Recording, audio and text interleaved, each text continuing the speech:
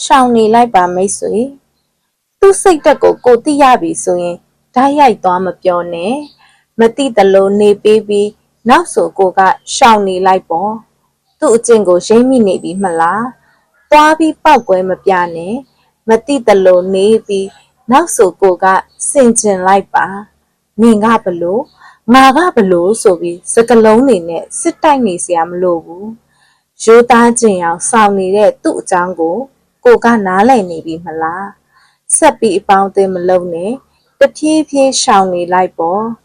ရှေ့ဆက်သွားရင်ကိုပါထိခိုက်စေနိုင်တာမလို့တခါတလေတော့ကိုသိတဲ့အရာတစ်ခုကိုစိတ်ထဲမှာပဲမှတ်သားထားဖို့လိုတာပါလုံးဝမပတ်သက်ရဘူးမဆက်ဆံရဘူးလို့မပြောပါဘူးမဖြစ်လို့သာဆက်ဆံနေရအောင်မယ်ဆိုရင်လေ